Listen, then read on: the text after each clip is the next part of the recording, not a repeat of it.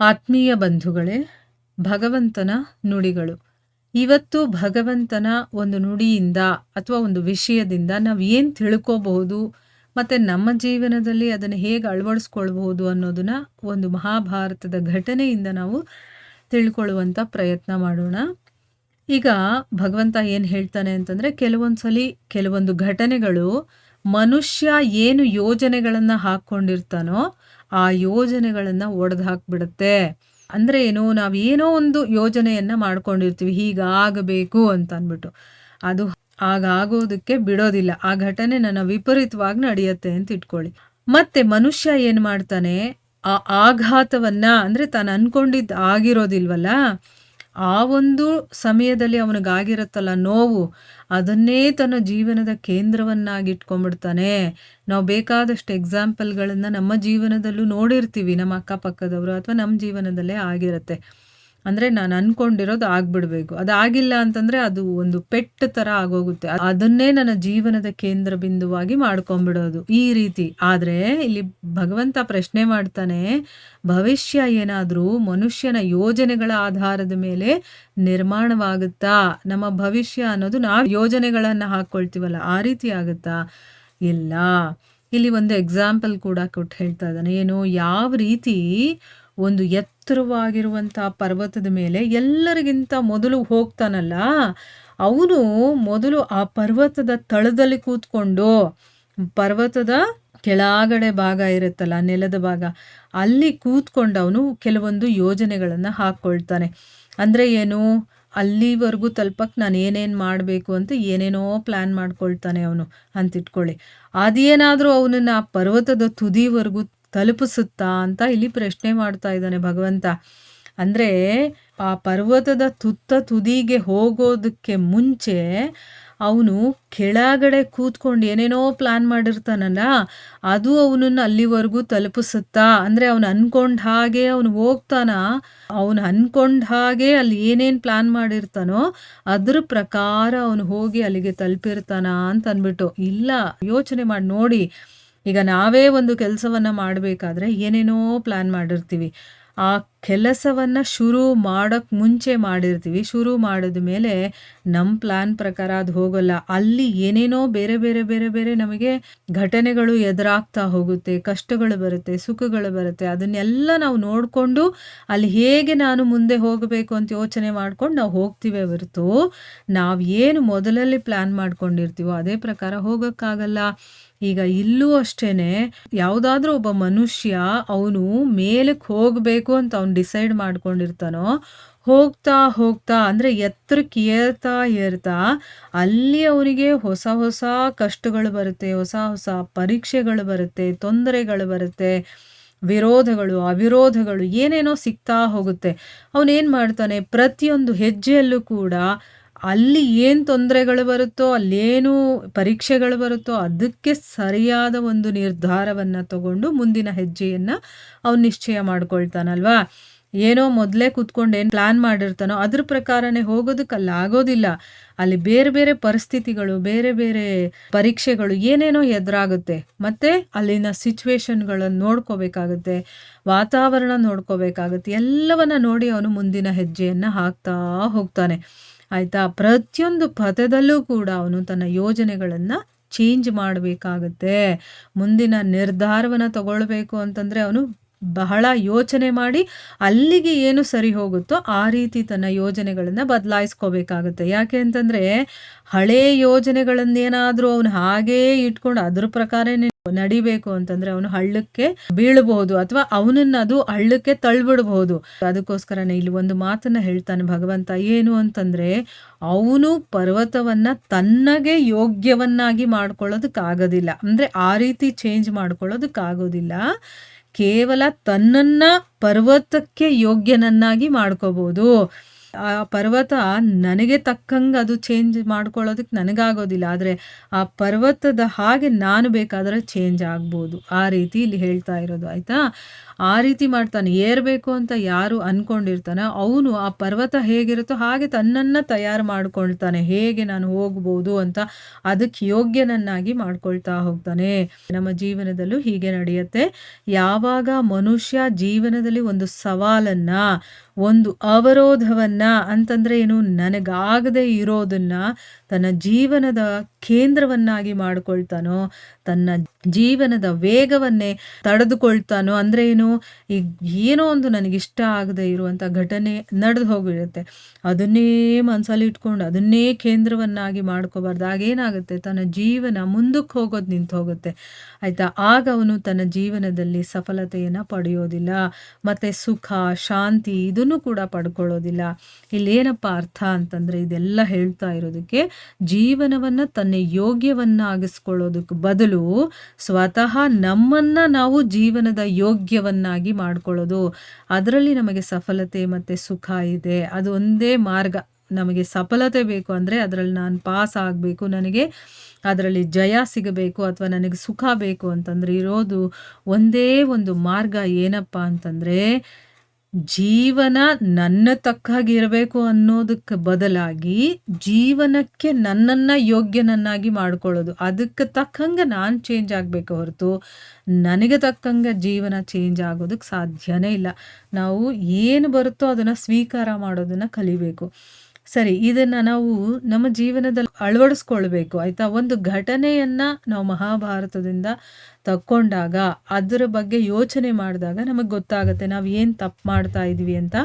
ಇದು ಅಂಬಾ ಅನ್ನುವಂತಹ ಒಬ್ಬ ಕಾಶಿರಾಜನ ಮಗಳಿರ್ತಾಳೆ. ಕಾಶಿರಾಜನಿಗೆ 3 ಜನ ಹೆಣ್ಮಕ್ಳು, ಅಂಬಾ, ಅಂಬಿಕಾ, ಅಂಬಾಲಿಕಾ ಅಂತಂದ್ಬಿಟ್ಟು. ಅದರಲ್ಲಿ ದೊಡ್ಡವಳು ಅಂಬಾ ಅಂತಂದ್ಬಿಟ್ಟು. ಅವಳೇನು ಮಾಡ್ತಾಳೆ, ಶಾಲ್ವರಾಜನನ್ನು ಪ್ರೀತಿಸ್ತಾ ಇರ್ತಾಳೆ. ಸ್ವಯಂವರದಲ್ಲಿ ಅವನನ್ನು ಕರೆಸಿ ಅವನನ್ನು ಮದುವೆ ಆಗಬೇಕು ಅಂತ ಅವಳು ಇಷ್ಟಪಟ್ಟಿರ್ತಾಳೆ. ಅಂದರೆ ಏನು, ಕಾಶಿರಾಜನ 3 ಮಕ್ಕಳಿಗೂ ಸ್ವಯಂವರವನ್ನು ಏರ್ಪಡಿಸ್ತಾನೆ. ಇವಳು ಆಲ್ರೆಡಿ ಶಾಲ್ವರಾಜನನ್ನು ಪ್ರೀತಿಸ್ತಾ ಇರೋದ್ರಿಂದ ಅಲ್ಲಿಗೆ ನೀನು ಬಾ, ನಾನು ನಿನ್ನನ್ನೇ ಮದುವೆ ಆಗ್ತೀನಿ ಅಂತ ಅವಳು ಮೊದಲೇ ಪ್ಲ್ಯಾನ್ ಮಾಡ್ಕೊಂಡಿರ್ತಾಳೆ. ಆದರೆ ಭೀಷ್ಮರು ಏನು ಮಾಡ್ತಾರೆ, ಹಸ್ತಿನಾಪುರದ ಪ್ರತಿನಿಧಿಯಾಗಿ ಆ 3 ರಾಜಕುಮಾರಿಯನ್ನ ವಿಚಿತ್ರ ವೀರ್ಯನಿಗೋಸ್ಕರ, ಅಂದರೆ ತನ್ನ ತಮ್ಮನಿಗೋಸ್ಕರ ಬಂದು ಕೇಳ್ಕೊಳ್ತಾನೆ. ಅಂದರೆ ವಿಚಿತ್ರ ವೀರ್ಯ ಅಲ್ಲಿಗೆ ಬರೋದಿಲ್ಲ ಸ್ವಯಂವರಕ್ಕೆ, ಆದರೆ ಅಲ್ಲಿ ಹಸ್ತಿನಾಪುರದ ಪ್ರತಿನಿಧಿಯಾಗಿ ಭೀಷ್ಮರು ಬರ್ತಾರೆ, ಆಯಿತಾ. ಈ 3 ಹೆಣ್ಣು ಮಕ್ಕಳನ್ನು ವಿಚಿತ್ರ ವೀರ್ಯನ, ಅಂದರೆ ನನ್ನ ತಮ್ಮನಿಗೋಸ್ಕರ ನೀವು ಕೊಡಬೇಕು ಅಂತ ಕೇಳ್ಕೊಳ್ಳೋಕೆ. ಯಾಕಂದರೆ ಭೀಷ್ಮರು ಪ್ರತಿಜ್ಞೆಯನ್ನು ಮಾಡಿರ್ತಾರೆ, ನಾನು ಬ್ರಹ್ಮಚಾರಿಯಾಗಿರ್ತೀನಿ ಅಂತಲ್ವ, ಅದಕ್ಕೋಸ್ಕರ. ಆಗ ಶಾಲ್ವರಾಜ ವಿರೋಧಿಸ್ತಾನೆ. ಶಾಲ್ವರಾಜ ಯಾಕಂದರೆ ಅಂಬೆಯನ್ನು ಪ್ರೀತಿಸ್ತಾ ಇರ್ತಾನಲ್ಲ, ಅದಕ್ಕೋಸ್ಕರ ಇಲ್ಲ, ನಾನು ಅದಕ್ಕೆ ಒಪ್ಕೊಳ್ಳೋದಿಲ್ಲ ಅಂತಂದ್ಬಿಟ್ಟು ವಿರೋಧ ಮಾಡ್ತಾನೆ. ಆಗ ಭೀಷ್ಮ ಅವನನ್ನು ಸೋಲಿಸ್ತಾನೆ. ಆಮೇಲೆ ತಿಳಿಯುತ್ತೆ ಅವಳು ಶಾಲ್ವರಾಜನನ್ನು ಪ್ರೀತಿಸ್ತಾ ಇದ್ದಾಳೆ ಅಂಬಾ ಅಂತಂದ್ಬಿಟ್ಟು. ಯಾಕೆ ಅಂತಂದರೆ, ಸ್ವಯಂವರದಲ್ಲಿ ಆ ಹೆಣ್ಣಿನ ಮನಸ್ಸಲ್ಲಿ ಯಾರೂ ಇರಬಾರ್ದು. ಆ ಸ್ವಯಂವರದಲ್ಲಿ ಬಂದಾಗ ಅವರಲ್ಲಿ ಯಾರನ್ನಾದರೂ ಅವಳು ಆಯ್ಕೆ ಮಾಡುವಂಥ ಒಂದು ಅಧಿಕಾರವನ್ನು ಕೊಟ್ಟಿರ್ತಾರೆ. ಆದರೆ ಇವಳು ಮೋಸ ಮಾಡ್ದಂಗೆ ಆಯಿತು. ಯಾಕಂದರೆ ಮೊದಲೇ ಮನಸ್ಸಲ್ಲಿ ಯಾರನ್ನೋ ಇಟ್ಕೊಂಡಿದ್ದಾಳಲ್ವ. ಇದೆಲ್ಲ ಕೆಲವೊಂದು ಗಲಾಟೆಗಳು ಅಲ್ಲಿ ನಡೆಯುತ್ತೆ. ಕೊನೆಗೇನಾಗುತ್ತೆ, ಭೀಷ್ಮರು ಆಯಿತು, ಇವಳು ಶಾಲ್ವರಾಜನನ್ನು ಇಷ್ಟಪಡ್ತಾ ಇದ್ದಾಳಲ್ವ, ಅವಳು ಇಷ್ಟದಂತೆಯೇ ಅವನ ಜೊತೆನೇ ಅವಳು ಮದುವೆ ಆಗಲಿ, ಇನ್ನು 2 ರಾಜಕುಮಾರಿಯರು ಇರ್ತಾರಲ್ಲ ಅವರಿಬ್ಬರನ್ನು ಕರ್ಕೊಂಡು ಹೋಗ್ತಾನೆ ಅವನು. ಆದರೆ ಶಾಲ್ವರಾಜ ಏನು ಮಾಡ್ತಾನೆ, ಅಂಬೆಯನ್ನು ಸ್ವೀಕಾರ ಮಾಡೋದಿಲ್ಲ. ಅವನೇನು ಹೇಳ್ತಾನೆ, ನೀನು ಭೀಷ್ಮ ಗೆದ್ದಿರುವಂಥ ವಸ್ತು, ಅದಕ್ಕೋಸ್ಕರ ನಾನು ನಿನ್ನನ್ನು ಸ್ವೀಕಾರ ಮಾಡೋದಿಲ್ಲ ಅಂತ ಹೇಳಿಬಿಡ್ತಾನೆ.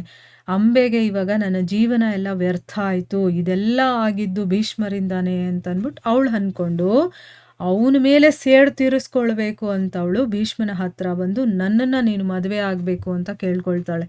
ನೀನು ತಾನೇ ನನ್ನನ್ನು ಗೆದ್ದಿರೋದು, ಸೊ ನೀನೇ ನನ್ನನ್ನು ಮದುವೆ ಆಗಬೇಕು, ನಾನು ನಿನ್ನ ವಸ್ತು ಅಂತ ಅವನು ಕೂಡ ಹೇಳಿದ್ದಾನೆ ಅಂತಂದ್ಬಿಟ್ಟು ಹೇಳ್ತಾಳೆ. ಅದಕ್ಕೆ ಭೀಷ್ಮರೇನು ಹೇಳ್ತಾರೆ, ಇಲ್ಲ, ನಾನು ಆ ಜನ್ಮ ಬ್ರಹ್ಮಚರ್ಯದ ವ್ರತವನ್ನು ತೊಟ್ಟಿದ್ದೀನಿ, ಅದಕ್ಕೆ ನಾನು ಮದುವೆ ಆಗೋದಿಲ್ಲ ಅಂತಂದಾಗ ಅವಳು ನೋಡಿ ಆ ಘಟನೆಯನ್ನು ತನ್ನ ಮನಸ್ಸಲ್ಲಿ ಕೇಂದ್ರವನ್ನಾಗಿ ಇಟ್ಕೊಂಡ್ಬಿಟ್ಟಿದ್ದಾಳೆ. ಅವಳು ಮುಂದಕ್ಕೆ ಹೋಗ್ಬೋದಾಗಿತ್ತು, ಏನಾದರೂ ಒಂದು ನಿರ್ಧಾರ ಮಾಡಿ ಅದು ಜೀವನವನ್ನು ಸರಿ ಮಾಡ್ಕೋಬೋದಾಗಿತ್ತು. ಆದರೆ ಅವಳು ಇಲ್ಲ, ನಿನ್ನ ಆ ವ್ರತವನ್ನ ಮುರಿಯೋದಕ್ಕೆ ನಾನು ಬಂದಿದ್ದೀನಿ ಅಂತ ಹೇಳ್ತಾಳೆ. ಆಮೇಲೆ ಅವಳು ನನಗೆ ನ್ಯಾಯ ಸಿಗಲೇಬೇಕು, ಇಲ್ಲ ಅಂದರೆ ನಾನು ಒಪ್ಪೋದಿಲ್ಲ. ನಾನು ನಿನ್ನನ್ನೇ ಮದುವೆ ಆಗೋದು, ನೀನು ನನ್ನನ್ನು ಮದುವೆ ಆಗಲೇಬೇಕು ಅಂತ. ಆವಾಗ ಇಲ್ಲ, ನಾನು ಮದುವೆ ಆಗೋಕ್ಕಾಗಲ್ಲ, ನಿನಗೆ ನ್ಯಾಯ ಸಿಗಬೇಕಾಗಿರುವಂಥದ್ದು ಸರಿನೇ.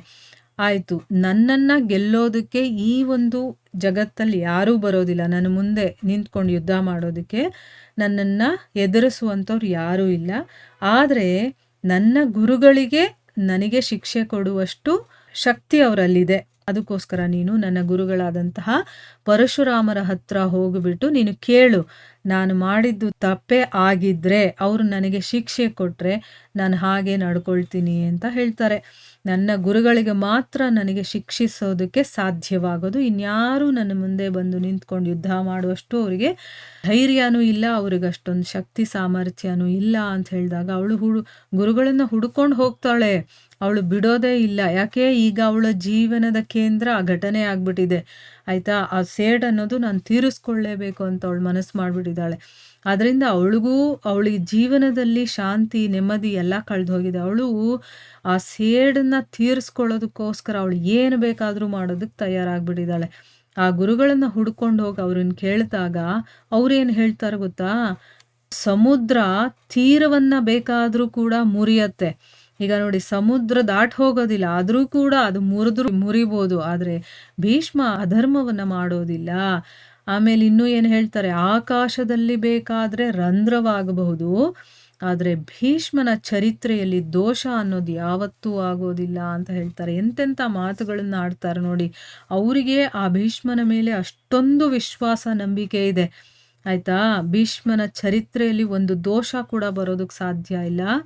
ನಿನ್ನ ಹೃದಯದಲ್ಲೇ ಹುಡುಕು, ನಿನ್ನನ್ನು ನೀನೇ ಪರೀಕ್ಷೆ ಮಾಡ್ಕೊ. ನಿನ್ನ ಯೋಚನೆ ಅಥವಾ ತಿಳ್ಕೊಳ್ಳೋದ್ರಲ್ಲಿ ಏನಾದರೂ ನೀನು ತಪ್ಪು ಮಾಡಿದ್ಯಾ ಅಂತ ನನಗೆ ಕಾಣಿಸುತ್ತೆ ಅಂತ ಹೇಳ್ತಾರೆ.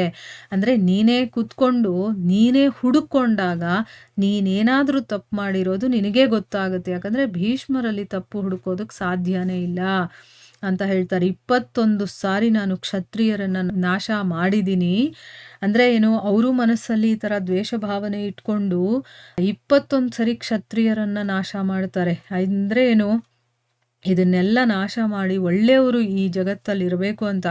ಅದಕ್ಕೆ ಅವ್ರು ಹೇಳ್ತಾರೆ, ಅಷ್ಟು ಸರಿ ನಾನು ಇವರನ್ನೆಲ್ಲ ನಾಶ ಮಾಡಿದಾಗ ಕೊನೆಯಲ್ಲಿ ನನಗೆ ಸಿಕ್ಕ ಜ್ಞಾನ ಏನಪ್ಪ ಅಂತಂದರೆ, ಈ ಕಮಂಡಲ ಇದೆಯಲ್ಲ ಇದನ್ನು ಉಲ್ಟಾ ಮಾಡೋದ್ರಿಂದ ಅದರ ಒಂದು ಖಾಲಿತನ ಇರುತ್ತಲ್ಲ, ಅಂದರೆ ರಿಕ್ತತೆ ಅಂತ ಹೇಳ್ತಾರೆ. ಅಂದರೆ ಅದರಲ್ಲಿ ಖಾಲಿ ಅಥವಾ ಅದನ್ನು ತುಂಬೋದಕ್ಕೆ ಸಾಧ್ಯ ಇಲ್ಲ.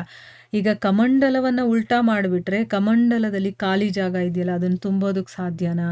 ಇಲ್ಲ. ಅದ್ರ ಬದಲಿಗೆ ಅದರಲ್ಲಿ ನೀರನ್ನು ತುಂಬಬೇಕು, ಆಗ ಆ ಖಾಲಿತನ ಅನ್ನೋದು ದೂರ ಆಗುತ್ತೆ ಅನ್ನೋದು ನನಗೆ ಗೊತ್ತಾಯಿತು ಅಂತ ಹೇಳ್ತಾರೆ. ಅಂದರೆ ಏನು, ಈಗ ಕೆಟ್ಟ ಹೃದಯ ಇರೋರು, ಆಮೇಲೆ ಹಿಂಸೆ ಮಾಡೋರು, ಇವರನ್ನೆಲ್ಲ ನಾನು ಕೊಚ್ಚಾಕ್ತಾ ಹೋದೆ. 21 ಸರಿ ನಾನು ಕ್ಷತ್ರಿಯರನ್ನು ನಾಶ ಮಾಡಿದ್ದೀನಿ.